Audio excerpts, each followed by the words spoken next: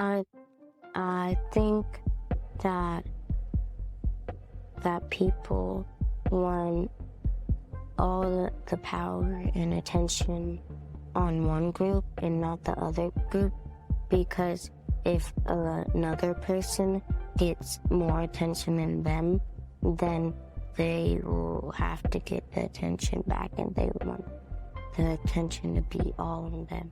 Whoa, I mean, I feel like you should just drop your mic, but don't drop the mic, right? They want the attention.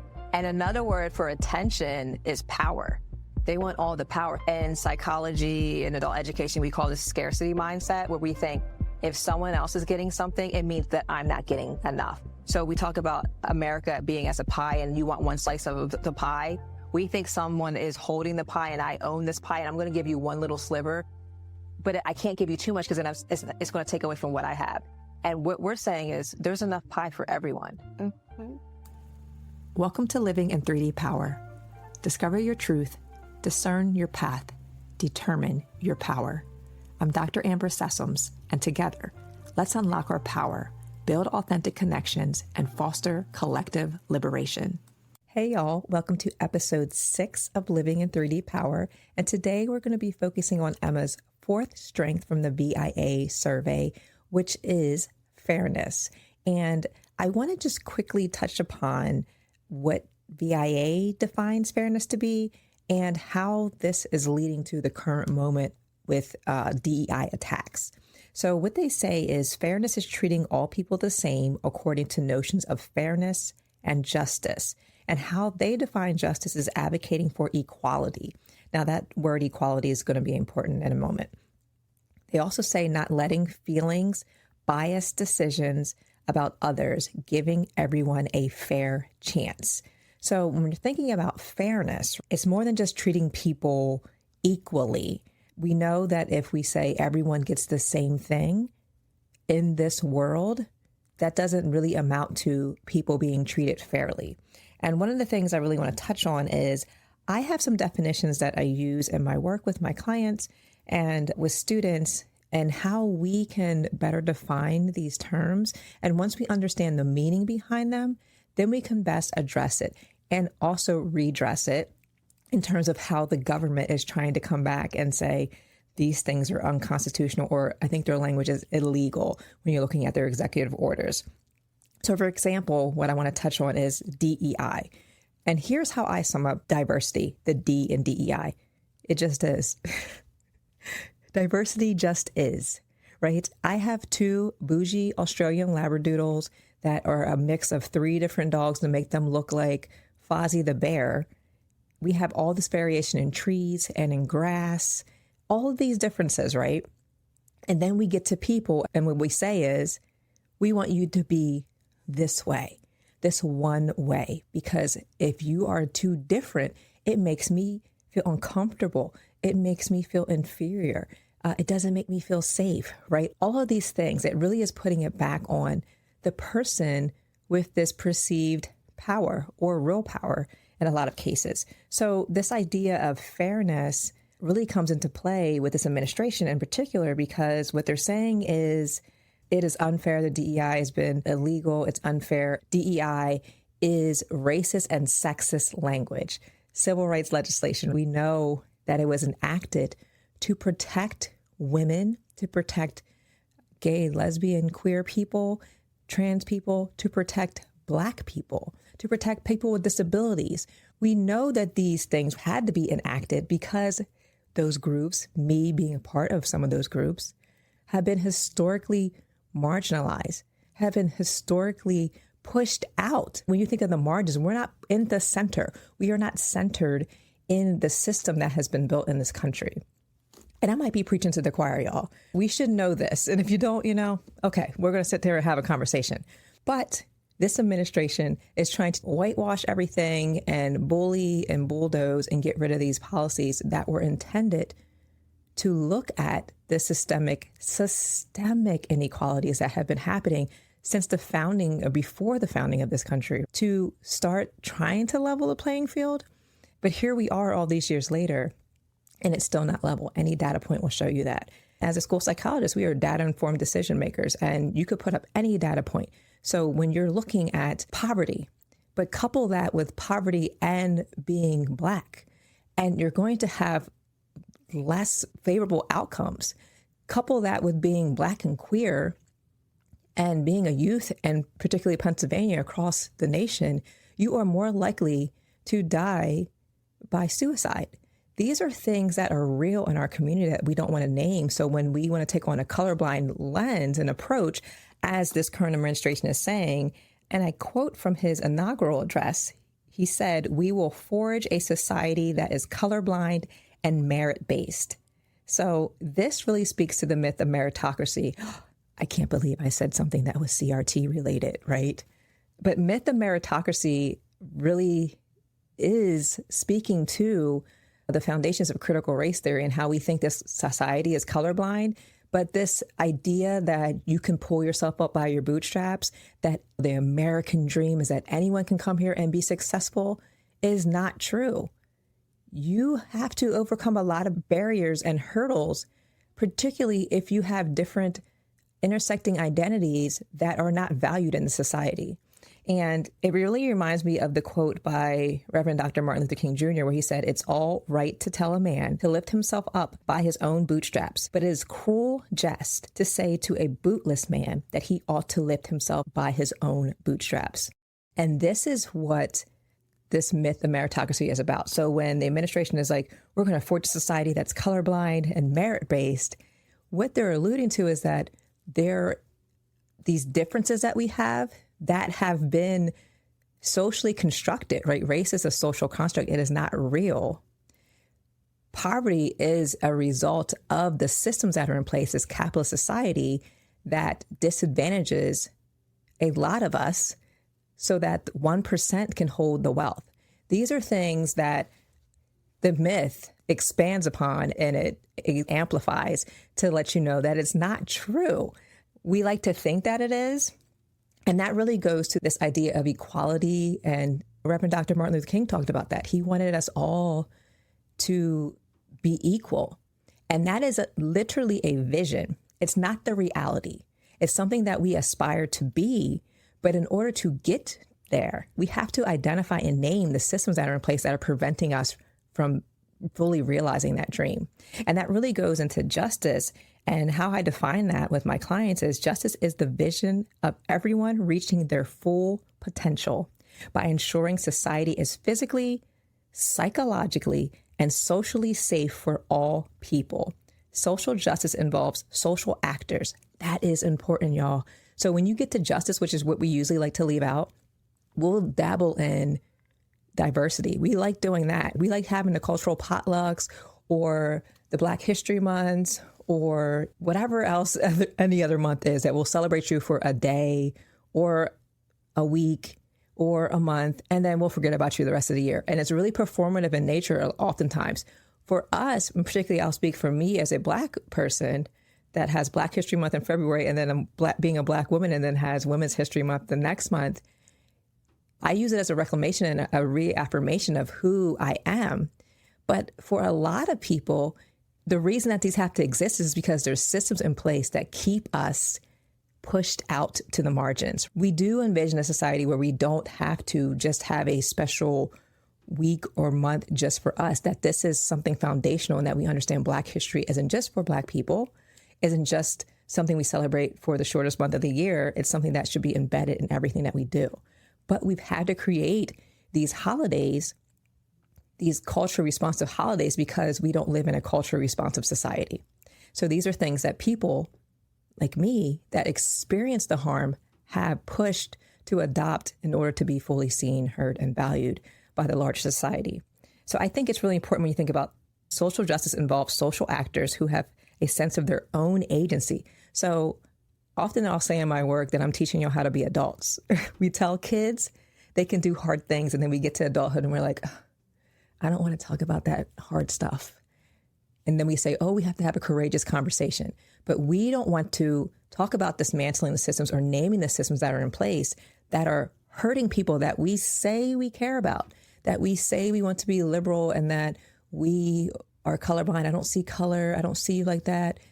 Those are harmful things and ideologies that we have to dismiss. And in particular, thinking about colorblind, because this is a society that the new administration wants to align with, I often recall this quote by Sonia Renee Taylor in her book, The Body is Not an Apology. And she says, the only reason we would need to erase someone's difference is because we still equate difference with danger or undesirability.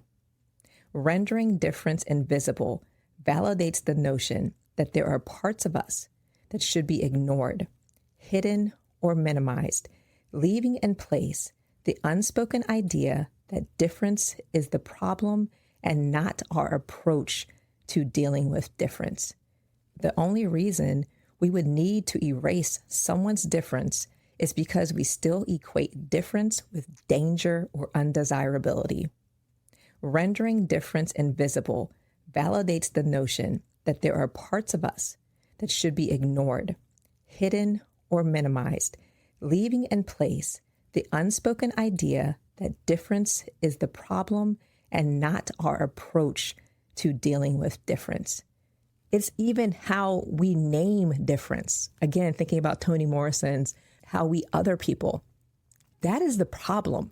It is not difference, because going back to the definition of diversity that I gave you, it just is. You can't do anything about it. It's beautiful.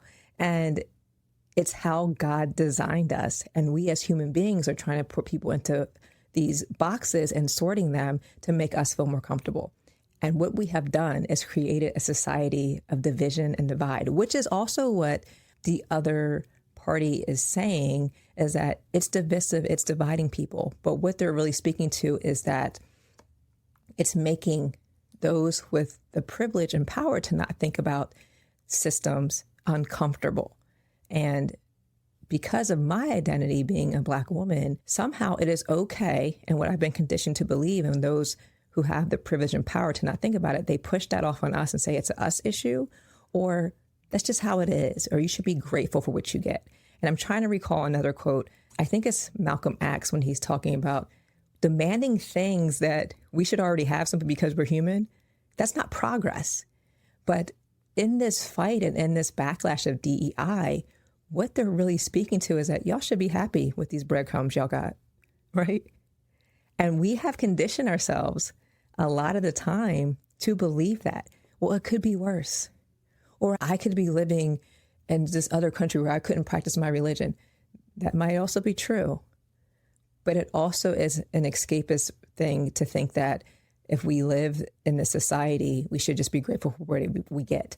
Or we've come so far from the civil rights movement. Look at us now. And again, thinking we don't look at the trajectory. We don't look at the 400 years of slavery and then civil rights, and that this is a very new country. And thinking about, what was it, 1974 or around there, where the Fair Equal Housing Act was passed? That is very recent. I think that was Will Smith that might have talked about that, or someone was referencing Will Smith in that he was that last generation that still had some of this apartheid and this segregation that was going on. So really long way to say, these are harmful ideologies that we have to really understand and disrupt. And part of that, going back to thinking about equity and equality is giving everyone the same thing. That's beautiful. That's great, right? We should all have fresh running water, which is something that we'll talk about. But that's also not the case in this country. So we're not even doing that, the bare minimum. But equity means giving everyone what they need to thrive. So the definition that I use for equity is based in part on adapted from Kellogg's. They used to have a really great racial equity. I think it was some language similar to that with amazing definitions. So it's partially adapted from that. And how I define it is equity means giving people what they need to succeed by identifying and removing barriers that prevent fairness, while creating policies and enacting practices that ensure outcomes are not just predictive by identity or demography. So again, thinking about data, thinking about me as a Black woman, thinking about some of the things that Serena Williams even brought to light. We think, oh, anyone can make it, anyone can succeed, right? Think about Serena Williams, arguably the best athlete of all times, right? Hands down for tennis. Such a phenomenal athlete. And what she experienced was she almost died giving birth to her child. And if we look at data, the maternal rate for women dying in childbirth for Black women is astronomically high.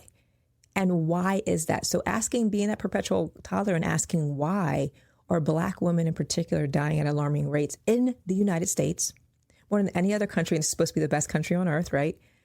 If we take away DEI and we want to look at things through a colorblind lens, we will miss that very important data point. It is so important to disaggregate data. And in my work, I talk to a lot of people about this, and I'll say, have you disaggregated the data looking at race or gender or class or any other identity group? And they'll usually say, well, we could. And I'll say, well, why haven't you? And then they just stare at me because they know when they disaggregate the data what it's going to show. So that is what equity is about. We know, me as a Black woman, the likelihood of me dying in childbirth is astronomically higher than my white female counterpart. We know this. It's deeply known in our community. It should be, but we are not doing anything about it. So these are things, and these are the ways that it's harmful when we think about a colorblind society. And then the other definition, just quickly, so knowing that equity is about fairness and also about creating policies and enacting practices is how we move. And justice is about being a social actor. You have to do something, put some skin in the game. This is no more of, I'm still learning. We're done learning. You need to be an adult and we need to move to action, right? So keep those things in mind in this backlash of DEI and the harmful rhetoric and thinking about how they're playing oppression Olympics and saying, I'm actually the one as a white cisgender man that is being harmed by these illegal policies, as they're saying, for DEI. And if you can say that, think about the power and privilege it takes to say something like that when there's no data to support that, right? Where white cisgender men still maintain the majority of the wealth in this country, the power, all of these things, even when they are nowhere near the global majority. So these things are really important to think about. If they are attacking that, what is the why behind them attacking that? So I think about that in 1619, and I actually have my book here, Nicole Hannah Jones, which she signed, y'all. You see my tabs? See, here we are with the tabs again. This is the book I was talking about before when my friend said, what page didn't you tab? Hater. Listen, it's so helpful. Also signed. I don't know if y'all can see that. To Amber, and such a beautiful signature. Way better than mine. My kids say my signature looks like a piece of hair. But I want to share something with you, thinking about this oppression Olympics and how history is so important and the tactics that are used to dismantle all of the hard work from historically marginalized people that we have built to belong, to be fully included, which is a part of that I is inclusion, that I can be authentically who I am in all of my spaces. We had to create policies and practices for that because it wasn't happening because there's systems in place to disrupt that. But I want to just quickly look at what they say in 1619 under the democracy. I think this is the first chapter. And thinking about oppression Olympics again, thinking about how one group who maintains the wealth and power will say, no, we are the ones that are being harmed by these illegal practices that are equitable in nature. So they say here, yet in making the argument against Britain's tyranny, so they're talking about the colonies when they were forming, when they were fleeing from Britain under their tyranny, and one of the colonists' favorite rhetorical devices was to claim that they were the slaves to Britain. So it says, one need not delve far into the literature of the revolution to find out that of all words, the one that persistently, most contentiously, and most flexibly drove the era's rhetorical engine was slavery. And that was written by Peter A. Dorsey, a scholar of literature of the American Revolution and common bondage.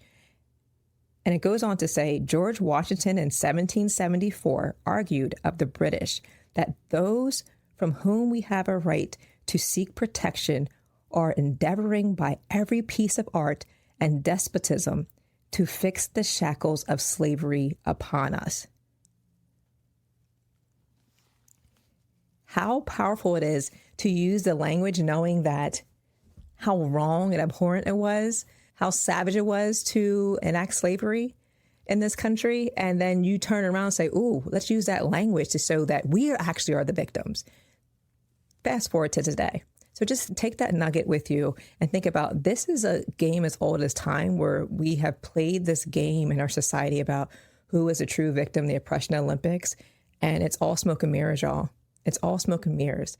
Think about if they can pass this, if they can hold on to this, if they can get people to believe this, who wins? Meanwhile, we're all losing. And later in 1619, and something that is so true, this idea of social construction of slavery and social construction of race to continue to drive it, is that if I can say that I am actually being harmed, and I can create this distance between me and a Black person, enslaved person, I still, even if I'm being harmed by the system that I have now been forced to say that this is just how it is, at least I'm still white. So at least I still have some power and privilege over you. And that is harmful, y'all. So think about Toni Morrison. How strong really are you if me kneeling makes you tall? So these are the things that we have to think about, the systems of oppression that are in place and have been in place to make some of us small. And we have to continue our social consciousness raising to raise up a next generation that, one, doesn't internalize that feeling of being small and inferior, understands that there's a system that's maintaining it, that is maintained by people that have bought into it. And what it's doing is dehumanizing the people that buy into it, thereby dehumanizing us. So super unhealthy. Okay. So as you'll see in this segment, I wanted to get that out the way because it's really important to think about how they define fairness and how they say equity, or how they use equality. And we really need to be talking about equity. Equality is the vision. We need to get there. That's through justice, through being social actors and enacting change and taking up their personal agency.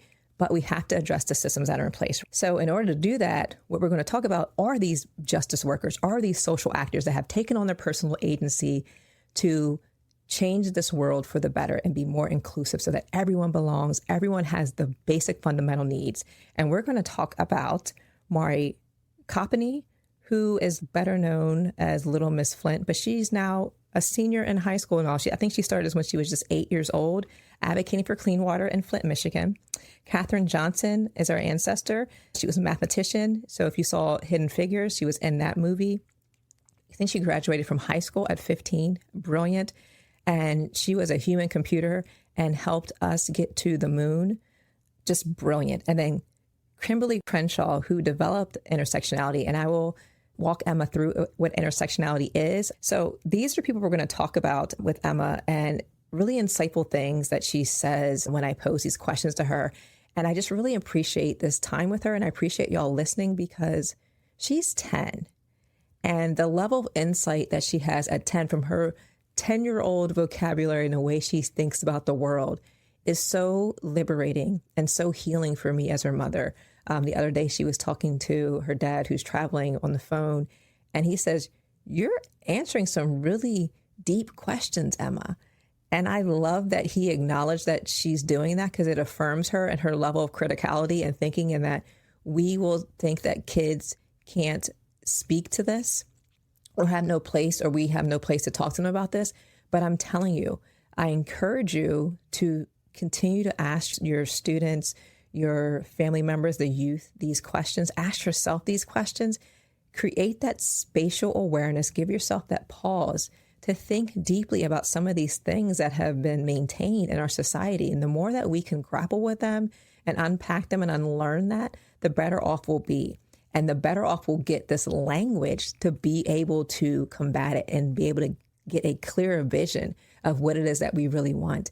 And I will tell you, you will learn that from people that have been pushed out to the margins, that we are the visionaries. We are the dreamers. We freedom dream like no one else because the world will tell us everything that we're not. And we are here today. We are a manifestation of saying, you are lying. I deserve to be here. So thinking about ancestors' wildest dreams, that is us in the flesh, y'all. So Speaking of ancestors' wildest dreams, I know my ancestors are beaming down, looking at my little girl, Emma, as she tackles these challenging topics from her perspective and her heart. So I hope you enjoy this segment today as Emma and I unpack fairness. It's me, it's me, it's me. It's me, it's me, it's me.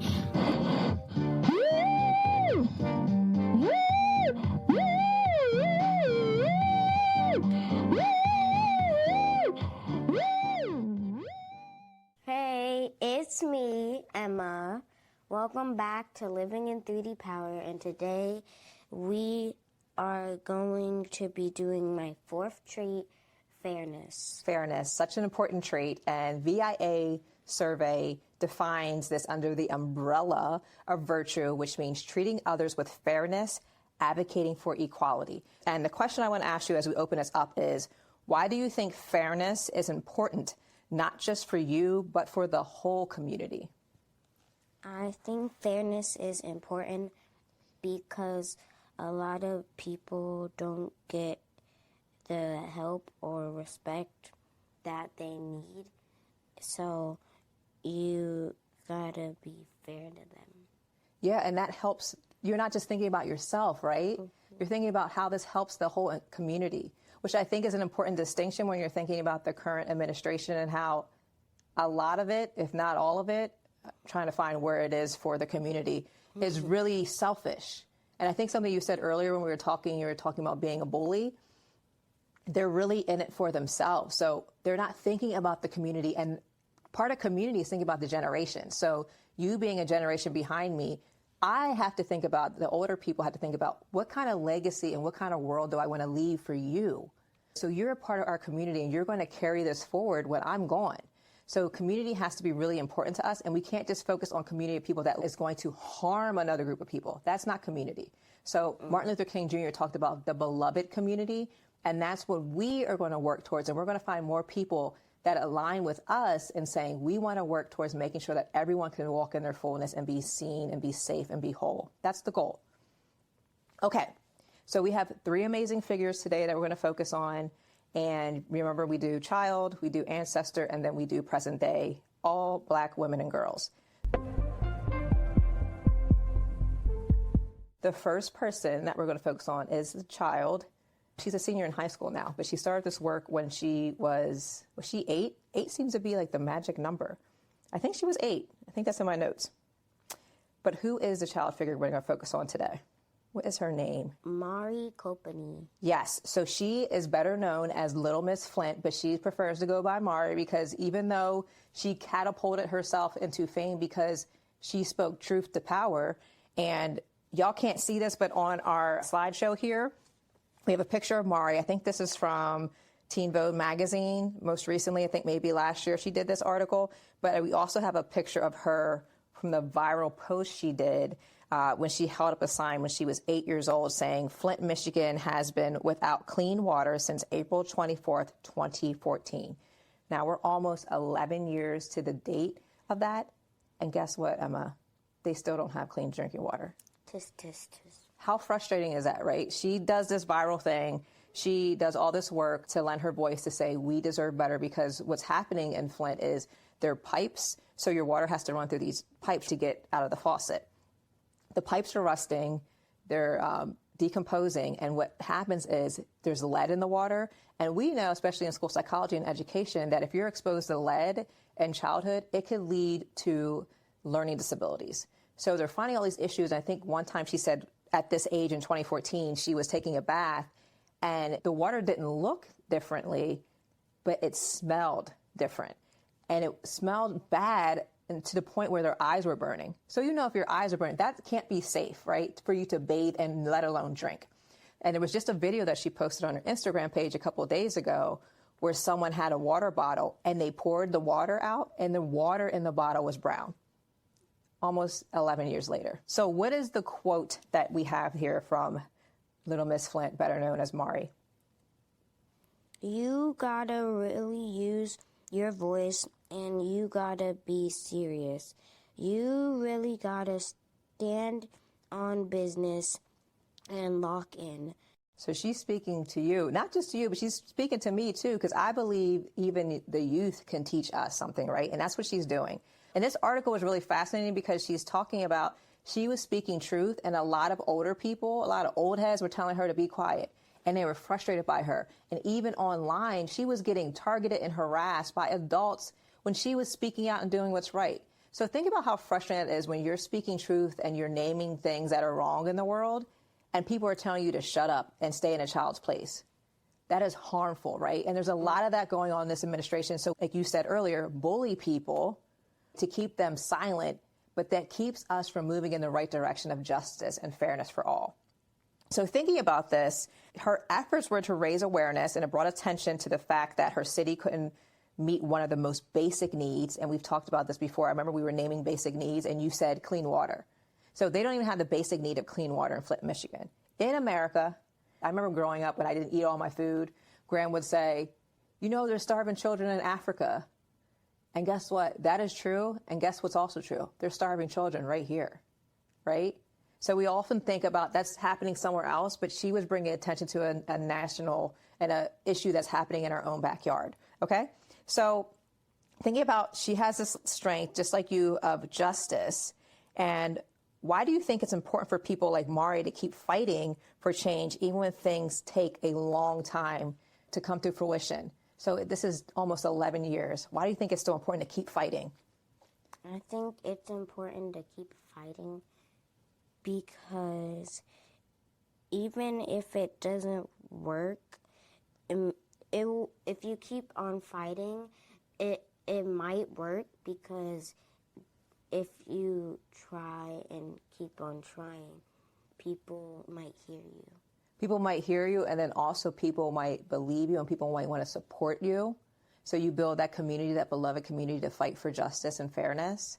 And I also think what it helps do when you keep fighting, so say you stop fighting, there's a part of you, I call it like you die inside, because then you're not being true to yourself.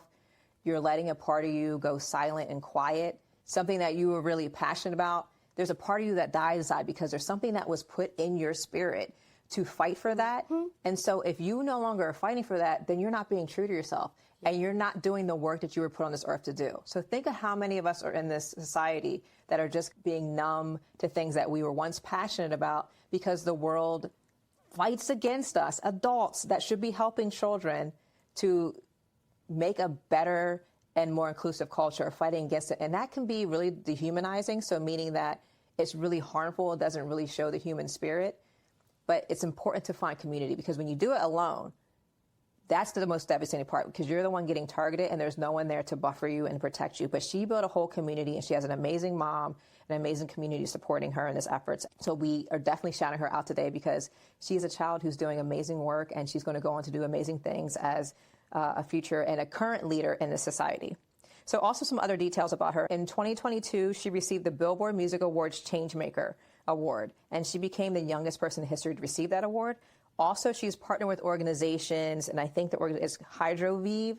So she created her own line of water filters, so they can put them on the filters in their house, so the spigots or the faucets in their house, so they can get filtered clean water in Flint, Michigan. So they're giving those away to families in need, which I think is awesome. So here's the thing about power of the people, that we can't wait on the government to do what's right for us, that we have always done what is right, particularly Black people in the society, that we have fought against the government and said, this is not right, this is unfair, we're going to build a coalition, we're going to build a community, and we're going to fight. So power to the people is where that comes from. Mm-hmm. So this is what she's doing. She took it upon herself. She reached out, and someone partnered with her to build their own water filter system. And you would think that Flint, Michigan would solve that issue. The government has the power to do that, right? Yeah. Why haven't they done it? So why does she have to find other methods to do that? That's frustrating, but she found a way. And also, she really, her biggest thing in the community is she gives away toys for the holidays and a back-to-school book pack event. So awesome, Mari Copeny, Little Miss Flint. Okay, so now we're going to move on to one of our ancestors. And who is that? Katherine Johnson. So we have some books about Katherine Johnson. So let's get our books. I have one over here. And you have, again, the beautiful book, A Young, Gifted, and Black. And I have Black Heroes, 51 Inspiring People from Ancient Africa to Modern Day USA. And this is by Dr. Arlisha Norwood, a Black history book for kids. And if you haven't checked out our last episode, who is the author of this book again? I know the author is Jamia Wilson, and the illustrator is Andrea Pippins. So Young, Gifted, and Black. And they have 52 in there, and we have 51 in here. So almost one a week and one a week in there. So what do they say in Young, Gifted, and Black about Katherine Johnson? She was a physicist and a mathematician, and she calculated the flight path to the first American mission to space. Which was this race to space. I think it was us, and I think back then it was USSR, Russia. The first country was going to go to space was going to be number one in the whole globe. So it was this race to space, and they used her calculations to help them to get there. So this is a Black woman in 1958. She became part of a team doing calculations that would help send people into space. Her skills not only made the early space mission successful, but many times she was responsible for plotting the land of space shuttles, keeping astronauts safe when they returned to Earth. That's super important. Can you imagine all those calculations she had to do? She graduated high school at the age of 14.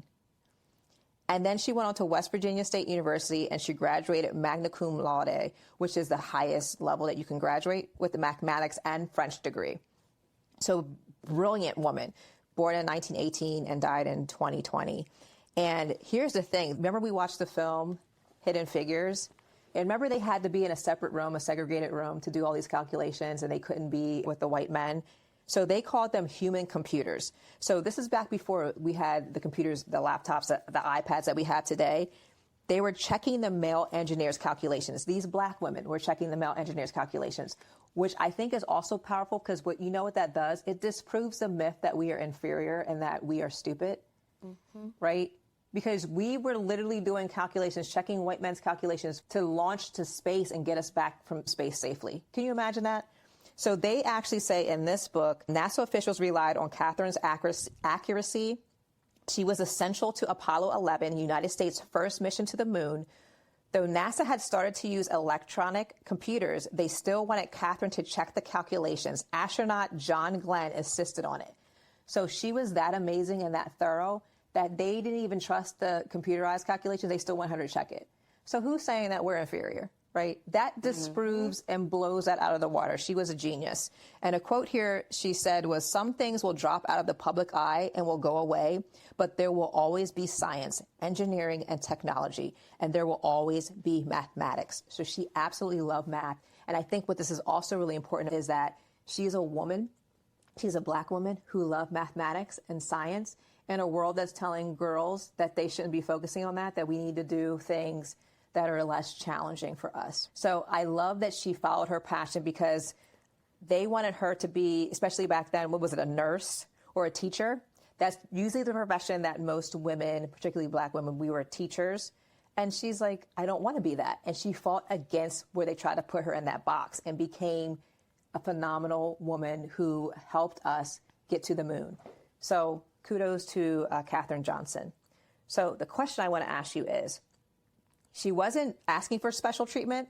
She was asking for a fair chance. And even thinking about special treatment, even in the film, where they were segregated, where they couldn't do things, and they had to go all the way across. Remember, she had to run and use the bathroom, and it was all the way across. It didn't make any sense. And they finally put a bathroom in so she could use the bathroom where she needed to use the bathroom because she's a human being. So thinking about those little basic things, but in a broader sense of what's going on right now in the country, why do you think people today, people meaning the administration, act like fairness for some means unfairness for others? I think that people want all the power and attention on one group and not the other group, because if another person gets more attention than them, then they will have to get the attention back, and they want the attention to be all on them. Ooh, I mean, I feel like you should just drop your mic, but don't drop the mic, right? They want the attention. And another word for attention is power. They want all the power. In psychology and adult education, we call this scarcity mindset, where we think if someone else is getting something, it means that I'm not getting enough. So we talk about America being as a pie and you want one slice of the pie. We think someone is holding the pie and I own this pie and I'm going to give you one little sliver, but I can't give you too much because then it's going to take away from what I have. And what we're saying is there's enough pie for everyone. Mm-hmm. The system that's been built, though, doesn't allow us to have enough to share, which is why we have people that are experiencing homelessness and food insecurity, because we've created a system that's unfair. So we're not asking for special treatment. We're just asking for equity and justice, right? So I love that. Okay. And so the last figure is present day figure. I actually, you know what, y'all, fact check me on this, because I know people call her Dr. Kimberlé Crenshaw, but she is a lawyer and on GAG is a lawyer. And I know she'll say that's a Juris Doctorate. So that's a terminal degree, meaning that when you're in certain positions, that's the highest degree you can attain. So for me, I could get a doctorate because of the field that I'm in. But some people, that's the highest degree. So a JD is a Juris Doctorate. But we still call her Dr. Kimberlé Crenshaw because she is that woman. Okay, so Dr. Kimberlé Williams Crenshaw, there's a quote here that I just recently saw from a 2024 Ebony acceptance speech that she received for the Humanitarian Award for Ebony Power 100. And I'm going to read this quote. And I quote, it says, "If we are able to pass on to our future generations the precious legacies that were passed on to our parents and that were passed on to their parents, it will be because of our institutions, our families, our media, our colleges, our organizations, and our churches that loved us enough to honor our unique story, our voice, our creativity, and our wisdom. It is this that will carry us and our nation through." So when she's saying our, she's Ebony is a magazine dedicated to Black people. She's talking about we have always had our own institutions, our own churches, our own communities that have uplifted us. Yes. And that must continue. So in all of this divisiveness and tearing people apart, we are going to band together, continue to build that community, because that is what we've always stood on. And that's our ancestry. Remember last time you said, it's in my blood, it's running through your veins. So keeping that sense of pride that we have always known who we are, that we are powerful, that we are resilient, that we belong, is something that is inherent in us. So I have a book that is called This Book is Anti-Racist, 20 Lessons on How We Wake Up, Take Action, and Do the Work by Tiffany Jewell and illustrated by Ariella Durand. I hope I'm saying that right. And they actually have, y'all probably can't see that from the camera, but they actually have Dr. Kimberlé Crenshaw in here, and it's talking about her work with intersectionality. Big word, but what they say is looking at intersectionality helps us to understand how our identities affect our whole life. Kimberlé Crenshaw, a Black female lawyer, author, and scholar, and civil rights activist, used the term intersectionality in 1989 to help us better understand that being a woman and Black created greater disadvantages than just being a woman. So she did really pivotal work back in the day when she was helping out a woman that happened to be a Black woman in this case, and she was trying to say, I'm experiencing racism and sexism. So people are targeting me in the workplace because I am a woman, but I'm also Black. And when she went to court and defended her, the judge is like, you can't do that because we have women that have that position or that are being successful, and we have Black men that are being successful. And Kimberlé was like, but she's both of those things. And if you happen to be a woman and you happen to be Black, you have more unfair disadvantages. So she coined the term intersectionality. So you think about an intersection when you're in a street. So thinking about us as Black women and girls, if I'm going down a road and there could be cars coming at me, I'm more able, okay, I can maybe dodge the car. I'm thinking about a video game. You can dodge that. But if you have another car coming at you this direction, how much harder is it going to be? Very hard. So at that intersection of being Black and then being a woman, there could be a collision. And the more intersections that you have about different identities that this society doesn't think are valuable, the more likely you are to be harmed. So that's how she came up with this term intersectionality. And it's such a helpful concept. And I use it a lot in my dissertation and the work I do now, because this world, this society was not built to uphold our racial identity. So we have to do things like justice and fairness and equity to make sure that we're not being harmed in the process in a system that doesn't work out for us, right? So this is the work that she does every day. So thinking about her amazing work that she does, what are some ways we can help make sure Black girls don't get left out of opportunities? Make sure that if you see someone bullying us, make sure you act and don't just sit there. And if they are feeling bad about themselves, you got to be nice to them. You got to do something, right? Mm-hmm.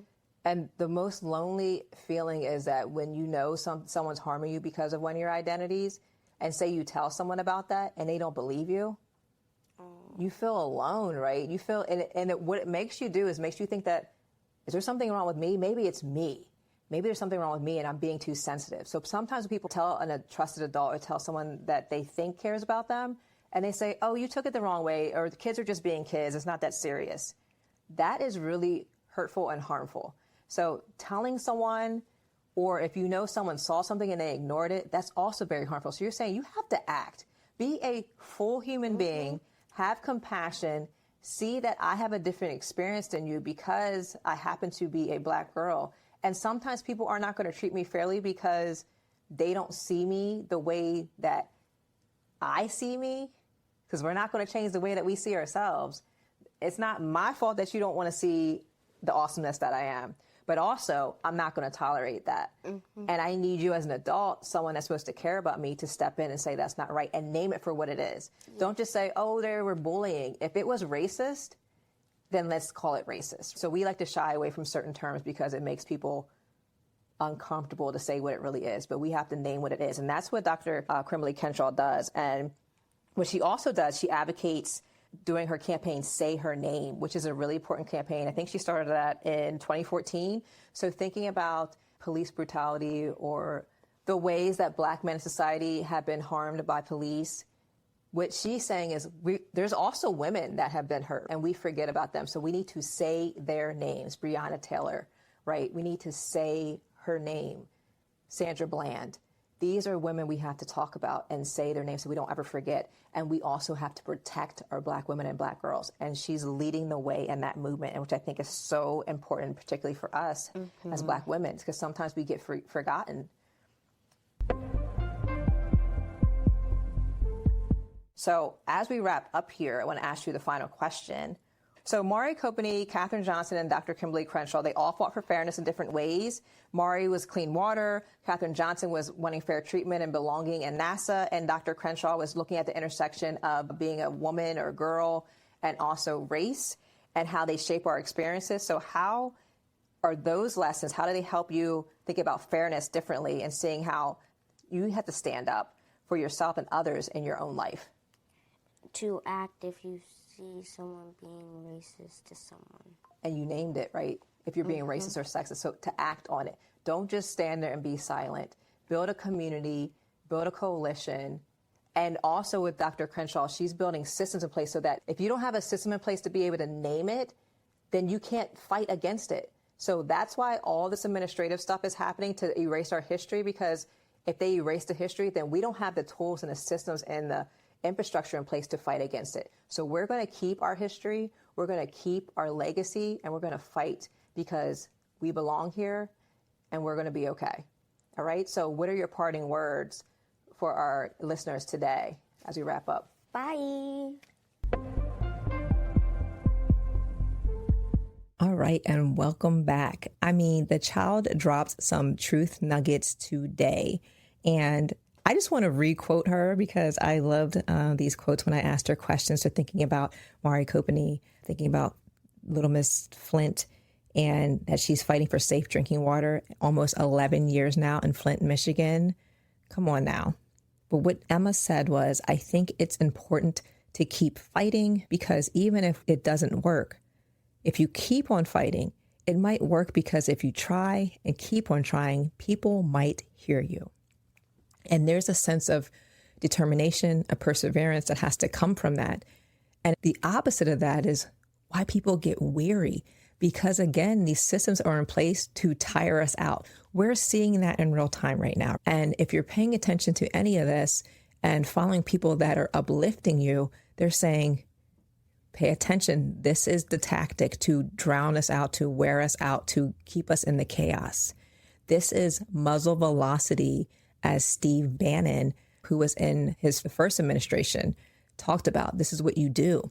You fire it all at them at once that we can't pay attention to everything that's going on. So who knows what they're doing behind the scenes, because we're so focused and the media is just blitzing us with everything that's going on. Muzzle velocity, that is exhausting us.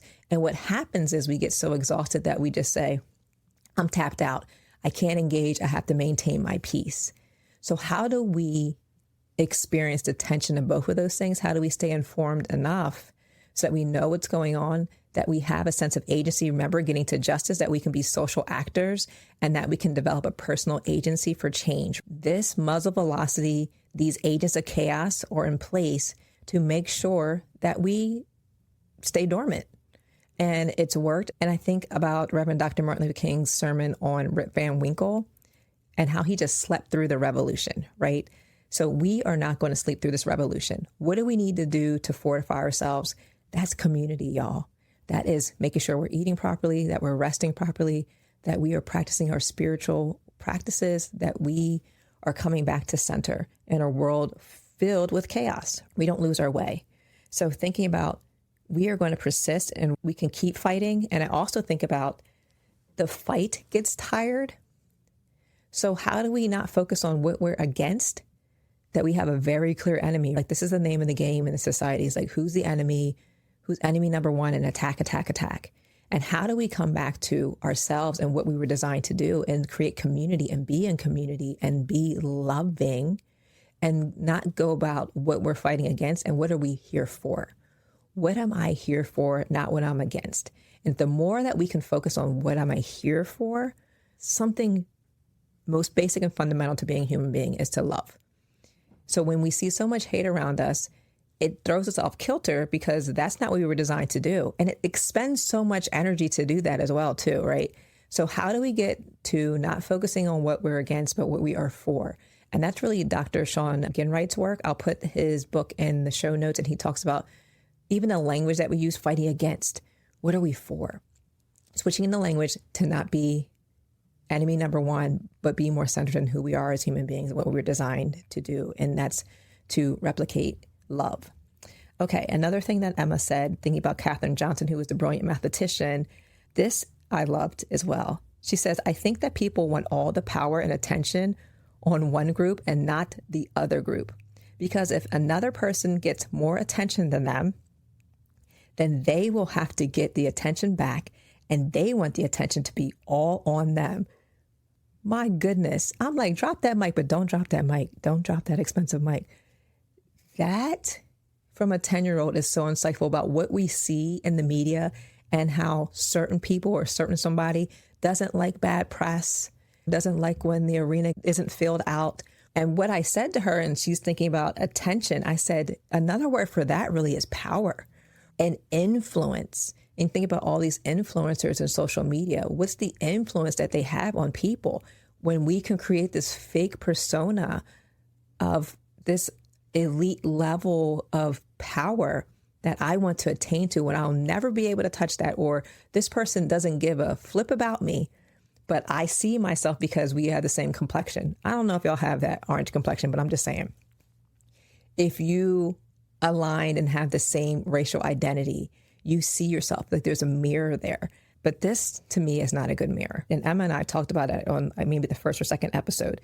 So when she's talking about people want attention, they want to take that we're thinking about that this American pie, this slice, who's holding the pie, and that I have to ask for a little sliver and I should be happy with that little sliver that I got, or even that little tiny morsel. So it makes me think of, was it Christmas Story where Tiny Tim was like, can I have some more, please? And so much of society in this capitalist society is like, can I have some more, please? And the people serving, you the food are like, aren't you satisfied with what you got? And because we've been conditioned to be like, I should be grateful for what I have, and not realizing that your basic fundamental needs aren't even met, and that's inhumane, is such a warped way to think about this world. And we've conditioned ourselves to think about that. But what would happen if we looked at the way the world is and admitted that this isn't the way the world should be, that all of us deserve to be free, all of us deserve to feel safety, all of us deserve to have clean drinking water, like Flint, Michigan deserves to have clean drinking water. And simply because of where I live and the zip code that I live in doesn't mean that, well, we can't help everyone. That is an ideological problem that we have. So thinking about that and what power does. And then lastly, we talked about Kimberlé Crenshaw and intersectionality. And Emma's reflection was, make sure that if you see someone bullying, you act and don't just sit there. And if they are feeling bad about themselves, you got to be nice to them. And I just love that, because Emma's talking about being a social agent of change and leading with compassion and leading with love, which we were designed to do. So it's time for us to be adults. Emma's calling us to more. Your children are calling you to more. This nation's calling us to more. This world is watching and calling us to more. So thinking about how can you look yourself in the mirror and develop the personal agency to do something. What that something is going to look different across the globe from everyone else. But what is your personal responsibility within your sphere of influence? Who are you influential to? Is it your children? Is it your school board? Is it your neighborhood? Is it your family? Is it your church? Is it your synagogue? Who do you have influence over, and how can you take that next small step to envision a world where we can all be liberated and free? That is the goal. When I look at Emma, I'm more resolute than ever to create that, because I have a legacy. And when I leave this earth, I want to make sure that my baby girl and her babies, if she so chooses, will be safe. We'll feel a little bit more free. We'll have this liberated idea about who they fully are, and that can envision a world where they can just be. Instead of being hypervigilant, instead of always thinking about, is that person looking at me, or they're saying this about me, or I'm unsafe because of my identities? You can simply exist. And some of us have the privilege in this country and in this world to not have to think about our identities, to not have to look over our shoulder, to not have to worry about if I made a face or I'm not smiling enough, or people want to think I'm an angry Black woman. That's me. I'm raising my hand, y'all. Sometimes when I'm over smiling, I'm like, why are you smiling so much, Amber? Because I want to feel less threatening to people, because I'm saying something that's really hard and challenging, and my directness gets misinterpreted as angry. There's a level of hypervigilance and exhaustion that comes from that, racial battle fatigue. Maybe we'll talk about that in another episode.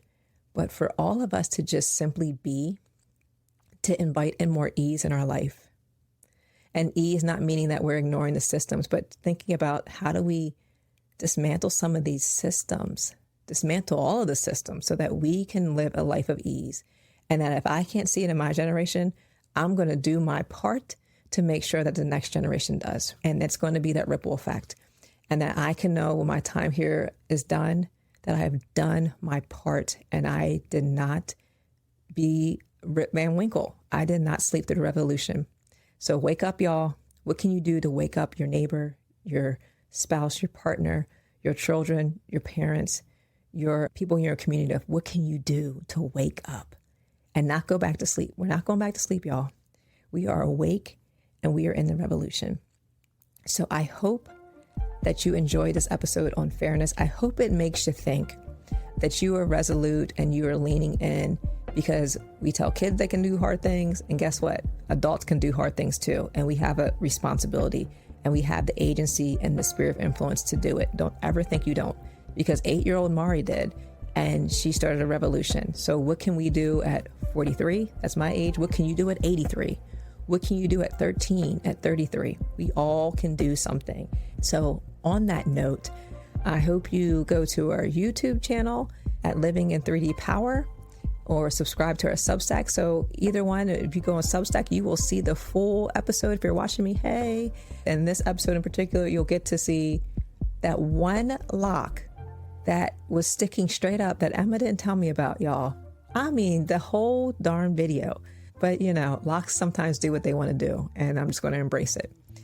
And Spotify, Apple Music, all the things. Please like, review, leave a comment, follow for more.